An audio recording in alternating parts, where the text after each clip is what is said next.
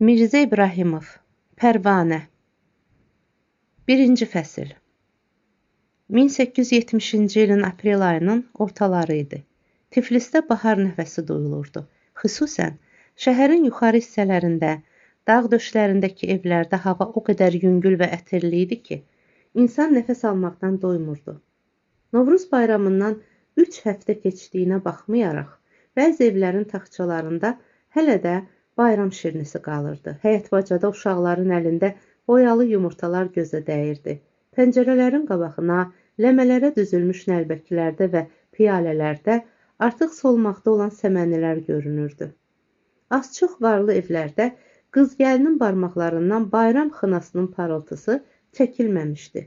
Kübar xanımlar isə xına üstündən xına qoyaraq nəinki barmaqlarını, hətta ovucularının içini də, ayaqlarını da qızardır, solmağa qoymurdular.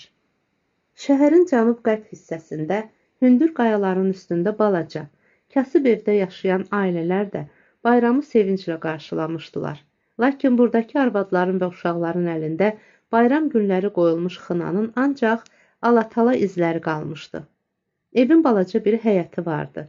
Bu həyətə 4 tərəfdən bir neçə mənzilin qapısı açılırdı. Hər mənzildə bir kirayənişin yaşayırdı. Həyətin ortasında 5 gözlü pillələrin üstündəki eyvanlı mənzildə isə böyük bir ailə yerləşmişdi. Ailənin başçısı Kərbəlayı Nəcəf səhər açılandan kasıbkarlıq üçün evdən çıxıb, ancaq nahar vaxtı gələr və yenə gedib, bir də gün batandan sonra qayıdardı. Buna görə də ailənin bütün daxili işləri evin sahibəsi Həlimə xanımın üstünə tökülərdi. Uca boylu, qara qaş gözlü və ciddi simalı Həlimə xanım da bir zaman əlini ayağına xına qoymağı sevərdi. Lakin 8 uşaqlı ailənin gündəlik qayğısı bu həvəsi çoxdan öldürmüşdü. Səhər açılandan gün batana kimi başı işə qarışan, xörək bişirən, qab-qacaq yuyan, ev eşiyi təmizləyən, tikiş tikən, yırtıq yamaqla məşğul olan bir qadının əli həftələrlə xınalı qala bilərdimi? Əslinə baxanda naz-nemət içində bütün qeydlərdən azad yaşasaydı da, Həlimə xanım çətin ki, indi zahiri bəzək-düzəyə meyl göstərəydi.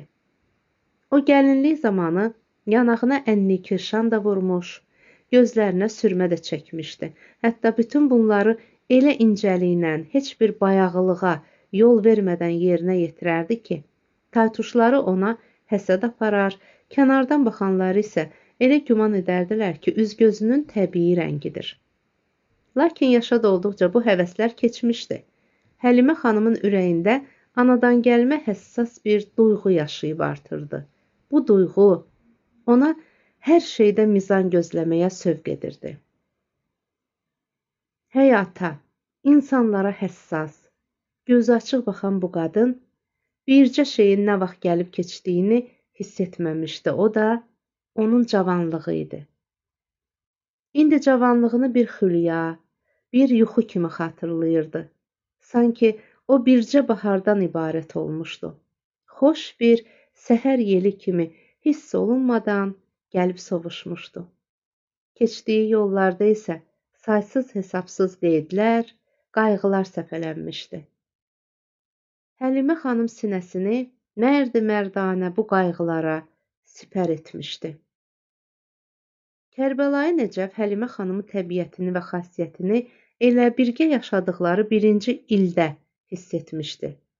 Onun ev üçün doğulduğunu duyaraq Allahına min şükür etmişdi ki, baxtına belə arvad çıxıb. Kərbəlayı Nəcəf bacardığı qədər onun hörmətini əziz tutmağa, ona səadət verməyə çalışmışdı. Səadət isə onun nəzərində həyatın ağır yollarında birgə və namusla irəliləməkdən başqa şey deyildi. Bu ağır yollarda Həlimə xanım onun həyatının bir parçası idi. Ömrünün bir dəqiqəsini də qadınsız təsəvvür edə bilmirdi. 8 uşaq doğmuş, onların beşiyi başında yarpaq kimi əsmiş, onları istidən, soyuqdan, xəstəlikdən, yıxılıb şikəst olmaqdan qorumuş bu qadın, onun üçün təkcə yastıq yoldaşı deyil, evinin, həyatının dirəyi idi. O Həlimə xanımın qab-qacaq və paltar yumaqdan bərkimiş, biraz da qalınlaşmış barmaqlarını 100 nərmə nəzik xınalı barmağa dəyişməzdi. Bununla belə, o, nə ilk gəncliyində, nə də ki, xüsusən indi yaşa dolaraq qocalmağa üz qoyduğu dövrdə öz hisslərini hərarətli sözlərlə arvadına bildirməmişdi. Ancaq bir dəfə o özünü saxlaya bilməyib, hiss aləmində Həlimə xanımı açıq-açığına tərifləmişdi. Əslinə baxanda bu da tərifdən artıq ürəkdə coşmuş minnətdarlığın, təşəkkür duyğusunun ifadəsi idi. İş elə gətirmişdi ki, Nəcəf kişi ailənin bir neçə aylıq güzaranı üçün ayırdığı pulu 2 dəfə ixtisar etməli olmuşdu. Arvad, heç bilmirəm bizi necə dolandıracaqsan deyib əhvalatı Həlimə xanıma danışanda həmişə dözümlü, sakit, səbirli Həlimə xanım adi halını pozmadan cavab verdi. Fikir eləmə ay kişi, bir gündə uşaqları naharsız qoymaram.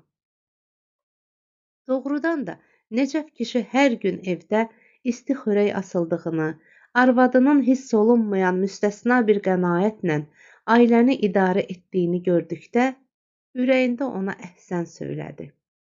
Artıq işləri sahmana düşüb, güzaranları biraz düzələndə bir gün Nəcəf kişi Həlimə xanımın bişirdiyi dadlı, sarı köklü bozbaşı yeyəndən sonra qeyri-ixtiyari olaraq dedi.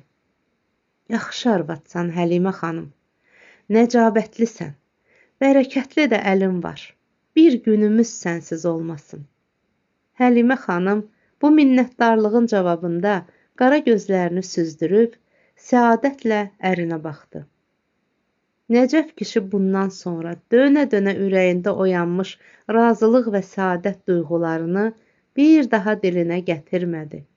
Bu, bəlkə də məhəbbəti açıq sözlərdə ifadə etməyi kişi üçün yüngüllük sayan köhnə, ata-baba adətlərin təsirindən idi. Bəlkə də Həlimə xanım və Nəcəf sözsüz də bir-birinə möhkəm bağlandığından, bir-birini yaxşıca duyub anladığından heç bu barədə danışmağa ehtiyac da hiss etməmişdilər. Hər halda bu ailənin mehribançılığı, nizamlı, səliqəli və təmiz həyatı çoxları üçün bir xəyal, bir arzu qədər şirin idi. Məhz buna görə də onların evində kasıb da olsa, o qədər dəbdəbəli və bərli bəzəkli olmasa da, bayramı sevinclə qarşılamışdılar. Bir də ki, bu ilki bayramı xüsusi şadlıqla qarşılamağa, onu xoş müjdələr gətirən bayram hesab etməyə onların ixtiyarı vardı. Axı onlar 9-cu evladın yolunu gözləyirdilər. 1000 illər ərzində ana südü ilə əmdikləri təsəvvürlərə görə onlar inanırdı ki, bahar fəslində çaylar daşdığı, dağlar, dərələr yaz çiçəkləri ilə nəfəs aldığı, çöllər yaşıllaşdığı, ağaclar gül-çiçək açdığı zaman dünyaya gələn uşağın ayağı yüngül, bəxti açıq olur. Elinə obasına səadət gətirir. Elə buna görə də təkcə Nəcəf kişi və Həlimə xanım deyil, bütün qohum-əqrəba və dost-aşna körpənin bu dünyaya qədəm qoyacağı günü səbirsizliklə gözləyir, onun oğlanmı, qızmı olacağı barədə gah açıq, gah da gizli xəyallara dalırdılar. Ay kişi, qız istəyirsən oğlan, lap vədəsi yaxınlaşanda Həlimə xanım soruşmuş və dərhal utandığından üzünü yan tutmuşdu. Bu sualdakı təlaş və narahatlığın mənasını yaxşıca anlayan Nəcəf kişi arvadını sakit eləmişdi. Nə olsa əzizdir arvad, ruzisi özü ilə gələcək. Həlimə xanım bütün varlığı ilə oğlan istədiyini ərinə deməkdən, onu ümidə salmaqdan çəkinsə də, ürəyində oğlan niyyət eləmişdi. Mülayim, ruh oxşayan yaz günəşinin qızılı telləri Sənan dağının döşündə, kilsələrin qızılı qüllələrində, məscidlərin mavi minarələrində oynayırdı. Keçdiyi uzun, Dolambac yollar boyu dağlardan, dərələrdən əriyib tökülən qar və yağış suları ilə dolaraq güclənən, yenilməz qüvvətlə axaraq daşan, sahillərini yuyan dəli kür də işıqlanmışdı. Onun bulanıq aynası günəşin camalından açılaraq parlayırdı. Bəli, bugün hər şey qeyri-adi bir məna və gözəlliklə qayalara sığınmış balaca evdəki ailənin üzünə gülürdü. Hər şey onlara eyni bir saadətin müjdəsini verirdi. Həyətdə oynayan uşaqlar da bugün kəsbkara getməyərək divar dibində odun doğrayan Nəcəf kişi də fikirli görünürdü. İntizar içində idi. Bu saat onun ürəyində bircə arzusu vardı. Həlimə xanıma bir şey olmasın. Həlimə xanım isə balaca evin geniş və işıqlı otağında döşəmədəki xalça üstünə salınmış yorğan döşəkdə uzanmışdı. Ağrı çəkir. Həm şirin, həm acı istirabların, cismani ağrı və ruhi həyəcanların əlində çırpınırdı. Nəhayət, zəif, körpə səsi eşidildi.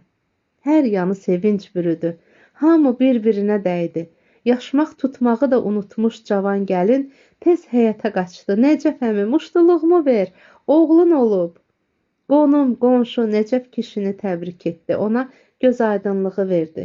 Nəcəf kişinin tutqun üzündən intizarın kölgələri çəkildi, rəngi açıldı. Bir həftə sonra ailə üzvləri, qohum-əqraba bir yerə toplandı. Yeni uşağa ad qoymaq lazım idi. Hərə bir ad təklif etdi. Nəcəf kişi adətə əməl edərək, heç bir söz demədən, sual dolu gözlərini böyük qardaşı Əli Mirzəyə tutdu. Əli Mirzə öz savadı, biliyi ilə bütün bu nəslin möhtərəmi və sevimlisi sayılırdı. Uzun qış gecələrində o ailə üzvlərini, dost aşnanı başına yığıb, Azərbaycanın, Gürcüstanın keçmişindən maraqlı söhbətlər edər, Nizaminin ölməz dastanlarından danışar, Füzulinin qəzəllərini, Vaqifin qoşmalarını oxuyardı. Dünyaya yeni gəlmiş uşağa ad seçmək şərəfinin ona həvalə olunduğunu görən Əli Mirzə, "Nəriman necədir?" deyib hamının razılığını aldı. Uşağı gətirməyi işarə etdi. Qara gözmuncuğu asılmış, güllü ipək qundağa bükülmüş körpəni gətirdilər. Əli Mirzə onu ehmalca qucağına alıb adını qulağına çağırdı. Hər yerdən xoşbəxt olsun, mübarəkdir sədaları eşidildi. Sakitcə yatan uşağı apardılar. Əli Mirzə isə üzünü oturanlara tutub bildirdi ki, Nəriman onların ulu babalarının adı olub. 200 il bundan qabaq Kaxetiyanın valisi 1-ci İraklinin sarayında eşik ağası olmuşdur. Onun düzlüyü və sədaqəti barədə indi də danışırlar.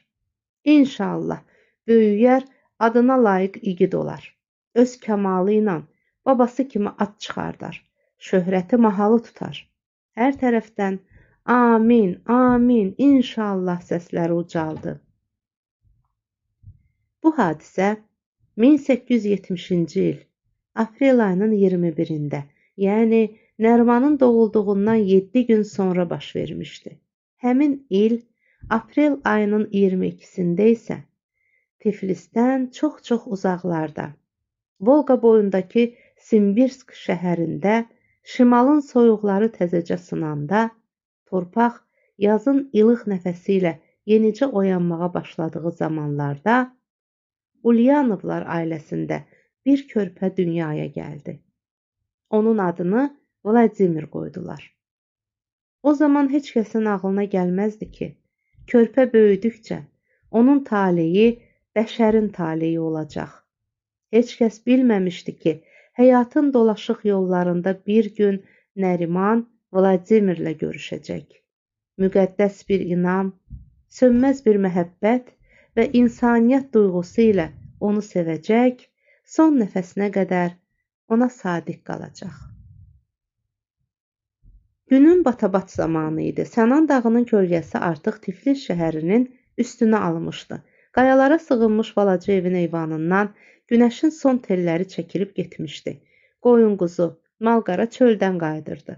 Sağmal inəklər və qoyunlar yanıqlı-yanıqlı mələyərək balalarını səsləyir, balaca sürüdən ayrılıb birbaş sahiblərinin qapısına yollanırdılar. Şəhərin bu ucqar hissələrində, müsəlman qəbristanlığına yaxın yerlərdə malqara saxlayanlar az deyildi. Naxırdan, örüşdən qayıdan heyvanları əksər hallarda ya qarılar, ya da yeniyetmələr, zirək uşaqlar qarşılayardılar. Nəriman, qaç bala, qaç inəyin qabağına. Həlimə xanım həyətdə bir dəstə uşaqla qayış-qapdı oynayan balaca boylu, lakin çox cəld və çevik tərpənən uşağı səslədi. Uşaq dairənin ortasında olduğundan və başı oyuna çox bərk qızışdığından ananın səsinə birdən cavab vermədi. Qaç oğlum, yenə gedər başqasının qapısına, deyib Həlimə xanım yenicə almış olduqlarından hələ qapılarına isinməmiş inəyin azmasından qorxaraq Nərimanı tələsdirdi. Nəriman, cızığın kənarında hərlənən uşaqların ən irisi və ən gövdəlisinə müraciət etdi. Babacan, keç mənim yerimə, indicə gəlirəm. Yaşca da həyətdəki uşaqların hamısından böyük olan babacanın qan daman yanaqları lap allanmışdı. Onun açıq, möhkəm qollarından, ot çıxan gözlərindən, yaşına görə çox iri görünən bədənindən qüvvət yağırdı. Birinci baxışdaca bilinirdi ki, həyətdəki uşaqların hər birisini təkə-təklikdə qatlayıb, dizinin altına qoya bilər. Görünür, öz gücünü və üstünlüyünü dönə-dönə yoxlamış olduğundan onun üz-gözündə yaşına uyğun gəlməyən bir təkəbbür vardı. Lakin o Nərimanın sözünü yerə salmadı. Dərhal cızığın içinə girdi. Nəriman köynəyinin yaxasını düymələyə-düymələyə küçəyə, inəyi qarşılamağa getdikdə Həlimə xanım arxayınlaşaraq eyvandan çəkilib şam hazırlamaqla məşğul oldu. Az keçmiş, Nəriman sarı inəyi qabağına qatıb gətirdi və həyətin küncündəki bir gözlü balaca dama ötürüb, yoldaşlarına tərəf yollananda heyrət etdi. Uşaqların hamısından kiçik olan Fəzli, burnundan qan sızdığı halda üzü qoyulu yıxılıb ağlayırdı. O biri uşaqlar kör peşman onu ovutmağa, ayağa qaldırmağa çalışırdılar. O isə intiqamı ürəyində qalmış pənahsız, kimsəsiz bir hıçqırtı ilə içini çəkib yerindən tərpənmirdi. Nəriman dərhal Fəzliyə yaxınlaşdı. Nə olub? Bunu kim bu hala salıb? O ürəyi yana-yana soruşdu. Nəriman Fəzlini çox istəyirdi. Sakit, üzü yola, hər şeydə yoldaşa güzəştə gedən bir uşaq idi. Anası bir il əvvəl vəfat etmişdi. Atası Tiflis vağzalında yük daşıyan fəhlə işləyirdi. Səhər evdən çıxıb, axşam qayıtdığından ürəyə yumşaq qonşular uşağa göz qoyurdular. Xüsusən Həlimə xanım ona ana nəvazişi göstərir, öz uşaqlarından ayırmırdı. Nərimanın səsini eşitdikdə Fəzli biraz da kövrəldi. Onun hönkürtüsü Nərimanın ürəyini yandırdı və babacanın həyətdə olmadığını gördükdə bildi ki, Fəzlini döyən odur. Nə üçün bunu döyüb deyə təkrar soruşdu. Babacanı ki tanıyırsan, gördü uduzur, cığallıq elədi. Şuluq saldı, burub burnunu qanatdı, qayışı da götürüb getdi. Bəs niyə qoydunuz? Nə edə bilərdik? Ona kimin gücü çatacaq? Güclü olanda gərək nə istəsə eləsin? Dalımca gəlin. Nəriman tez həyətdən çıxdı. Uşaqların bəzisi ürəkləndi, o birilər də maraqlanıb onun dalınca getdilər. Həlimə xanımın başı biraz süfrə başına yığışacaq böyük külfətin şamını hazırlamağa qarışdığından, uşaqların nə vaxt həyətdən çıxdığından xəbər tutmadı. Ancaq onda ayıldı ki, baqqal Kərimin arvadı Molla Nisənin səsi həyəti bürümüşdü. Allah nəslinizi kəssin. O qarğıyırdı, sol əli ilə babacanın qolundan tutub dartırdı. Babacan ətli canlı bədəninə yaraşmayan bir zarıltı ilə ağlayırdı. Molla Nisənin sağ əlində qara bir kösöv vardı. Bu kösövlə qabağına qatdığı Nərimanı hədələdiyi halda qarğış yağdırırdı. Arvad gah Nərimanın başını, gah belini nişan alıb kösövü nə qədər havada hərləsə də hədəfə vura bilmirdi. Nəriman cəld özünü yana çəkib zərbədən qaçırdı. Uşaqlar da hayküy salaraq Molla Nisəyə mane olurdular.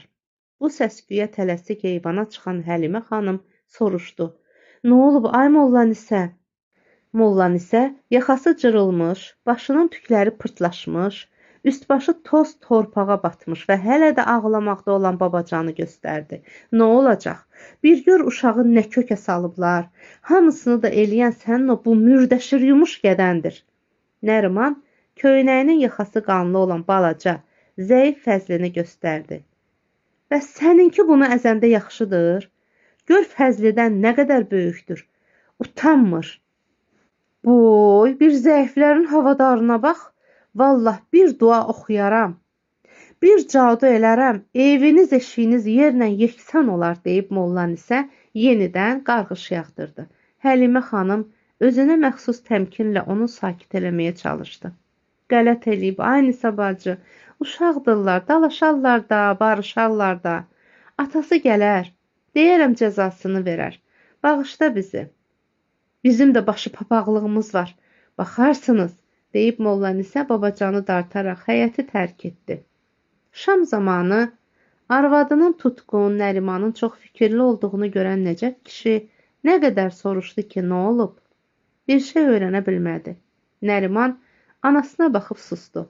Ana isə heç şey olmayıb deyə cavab verdi. Nəriman bilirdi ki, anası şam zamanı süfrə üstündə heç vaxt atasına qanqaraldıcı sözlər deməz.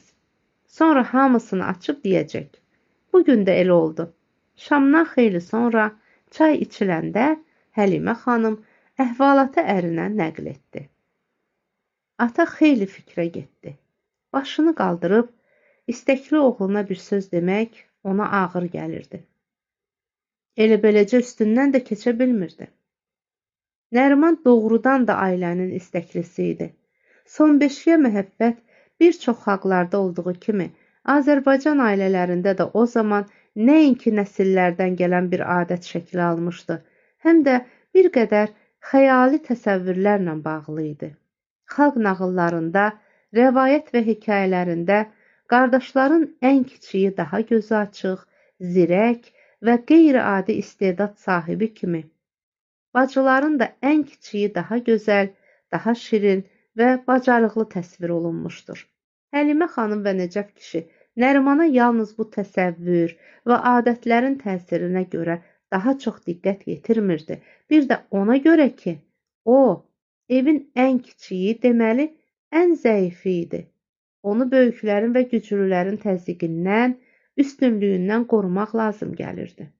Yəni, ən kiçik uşağı olan ata-ana məhəbbətinə bir mərhəmət duyğusu da qarışmışdı. Həlimə xanım və Nəcəf kişi isə rəhimdil adamlar idi.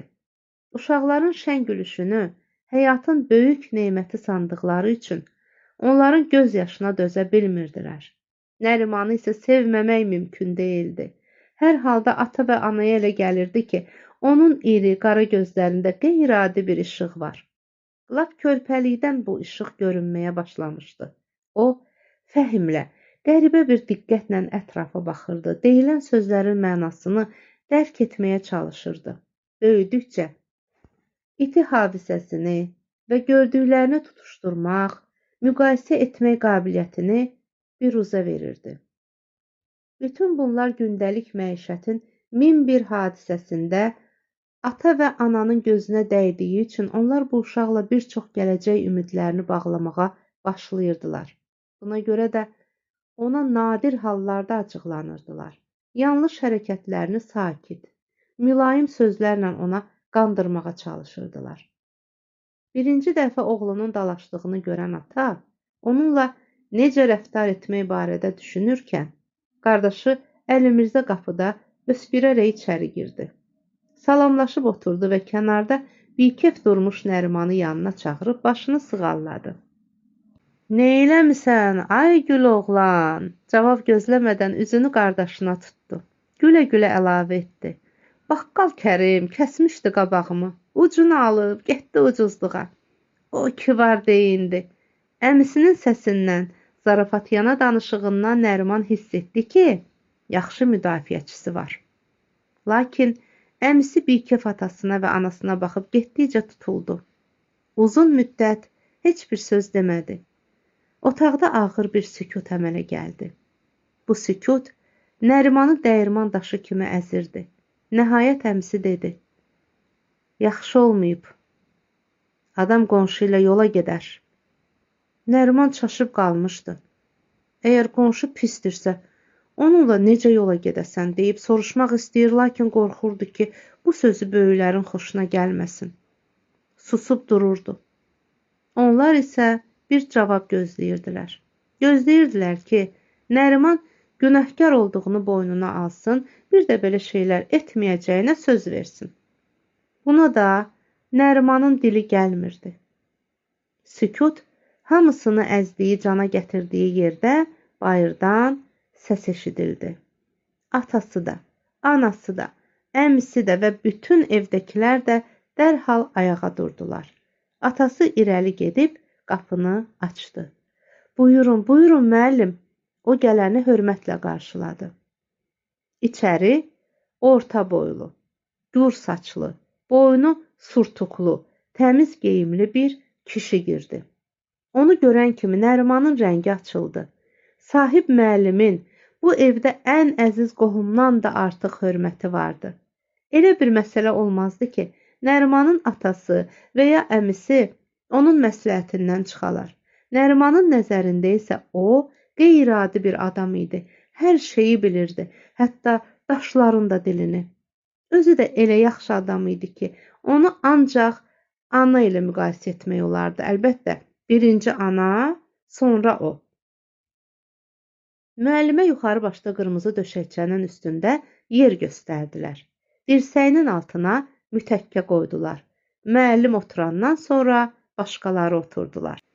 "Hə, deyəsən vacib söhbətiniz vardı, mane oldum," deyib Nəcəf kişiyə və Əli Mirzəyə baxdı. Nəcəf kişi əhvalatı müəllimə nəql etdi və ondan məsləhət istəyən gözlərlə üzünə baxdı. Sahib müəllim rəngi ağarmış Nərimanı süzərək yanına çağırdı. Başını sığalladı. "Nə üstə dalaşıblar?" deyib soruşdu.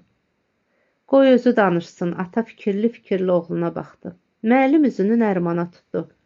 "Hə, de görüm, nə üstə dalaşdınız?" deyib yenə onun başını sığalladı. Nəriman ürəklənib, əhvalatı olduğu kimi nəql etdi. "Hər dəfə bir cığallıq salır, bir-bir uşaqları döyür. İndi də Fəzlini əzişdirib, sabah da mənə əl atacaq. Fəzlinin qayışını da götürüb gedib. Mən də dedim ki, gəlin birləşək, bir dəfəlik tövbələtmə dərsi verək." "Bərəkallah, lap yaxşı eləmisiniz," deyib heç kəsin gözləmədiyi halda sahib müəllim onu təriflədi.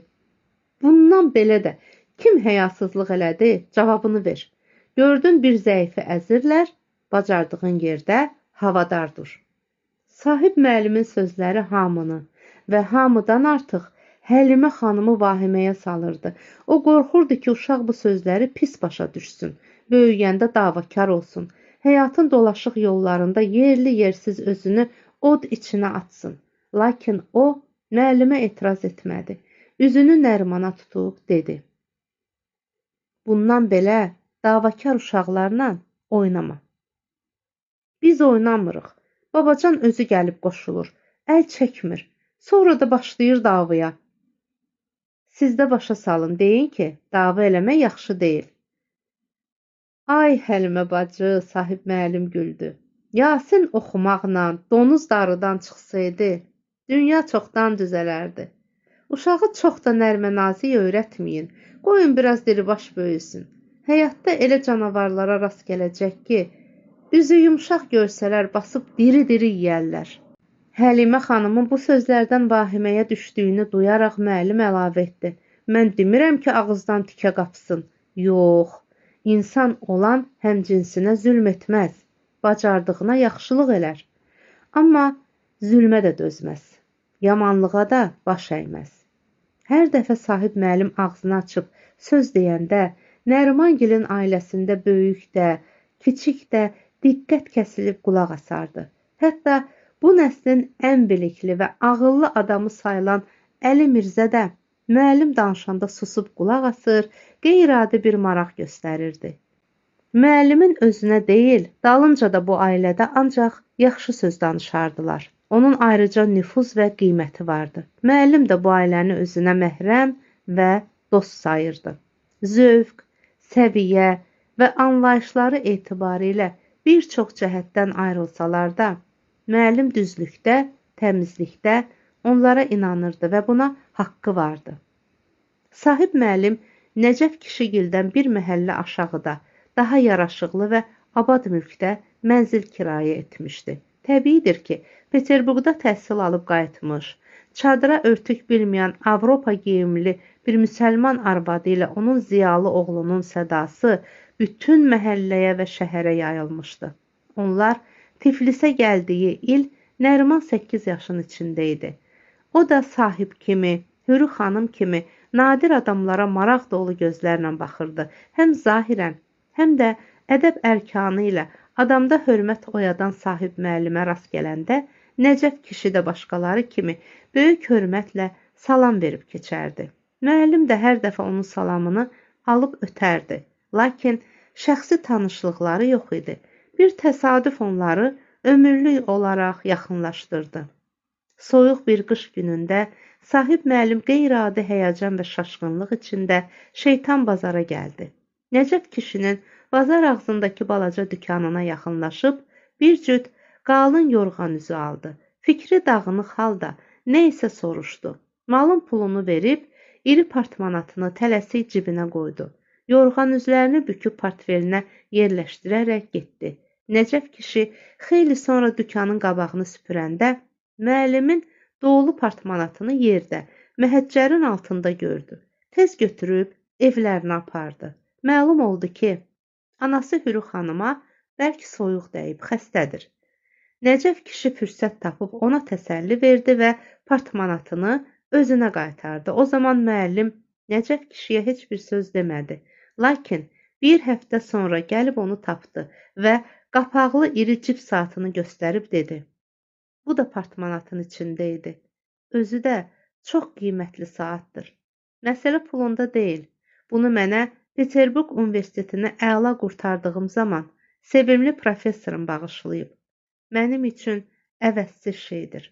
Sən ki bunu qaytarmısan, sən ki belə düz adamsan, kim olursan ol, səninlə qiyamətəcən dost olacağam. O vaxtdan müəllim Nəcəfgilin bütün xeyir şərində iştirak edər və onlarsız öz evində süfrə açmazdı. Onun nə çətinliklə canişinlikdə tərcüman işinə düzəldiyini və onun bir erməni milyonçusunun xüsusi məktəbində dərs verdiyini bildikdə hörmətini daha əziz tutdular. Qeyri-adi sadəliyinə, adi adamlara yaxınlığına görə Nəcəfgil bu dostluqla fəxr edirdilər və heç bir zaman müəllimin bir sözünü iki etməzdilər. İndi də onunla razılaşdılar. Müəllim isə hər dəfə olduğu kimi bu dəfə də sözünü keçmiş ədəbiyyatdan misallar gətirməklə qurtardı. Firdovsinin Şahnaməsindəki zülmkar padşah Zöhhak və ona qarşı üsyan qaldırmış dəmirçi Gavə əhvalatını nəql etməyə başladıqda uşaqların dalaşmağı tamamilə yaddan çıxdı. Hamı diqqət kəsilib ona qulaq asmağa başladı. Balaca Nəriman da onun dizinə qısılıb gözlərini ağzına dikmişdi. Nə qədər gözəl, nə qədər cazibədar hekayə idi. Müəllim danışdıqca hekayədəki adamlar bir-bir gəlib Nərimanın gözündə canlanırdı. Budur, başında tac, əynində zərxara libas, barmaqlarında daşqaş parıldayan Zöhhak taxta oturub, qəzəblidir, acıqlıdır çünki onun içində yaşayan ilanlar acıblar. Biri sağ çiynindən, o biri sol çiynindən başını yuxarı qaldırıb qıvrılır, ona əziyyət verir, yemək istəyirlər. Bu ilanlara nə versən yeməz, rahat olmazlar, onların xörəyi balaca uşaqların beynidir. Zöhhak əmr edir, 2 uşaq tutub başını kəsirlər. Beynini çıxarıb ilanlara yedirirlər. İlanlar doyub, məst olur, yatırlar. Zöhhak rahat olur. Hər gün belə. Hər gün şəhərdə 2 uşaq başı kəsilir. Analar, atalar cana gəliblər. Nalə, fəryad səsləri göylərə qalxıb. Nəhayət, növbə gəlib dəmirçi Gavənin uşaqlarına çatır. Dəmirçi balalarını zalım padşahın içində yaşayan ilanlara qurban vermək istəmir. Üsyan qaldırır. Xalq onun dalınca gedir, əl-ələ verirlər, birləşirlər, zalım padşahı taxtdan salıb məhv edirlər. İlanlar da padşahla birlikdə məhv olur. Hər gün uşaqların başının üstünə almış ölüm qorxusu aradan götürülür. Müəllim hekayəni qurtarıb fikrə getmiş adamlara baxır. Həlimə xanım onun çayını təzələyir. Hekayə haqqında hərə öz fikrini deyir. Müəllim isə Zöhhak və Dəmirçi Gavə barədə danışır. Onların hər hərəkətinə qəribə bir məna verir. Nərimanın hələ başa düşmədiyi, lakin ürəyində maraq oyadan nöqtələrə işarə edir. Bu müəllim nə bilikli adamdır. Mən də böyüyəndə onun kimi olacağam. Müəllim olacağam. Dəyərli izləyicilər, Mirzə İbrahimovun Pərvanə romanının növbəti hissələrini dinləmək istəyirsinizsə kanalımı izləyin, abunə olmağı yaddan çıxarmayın.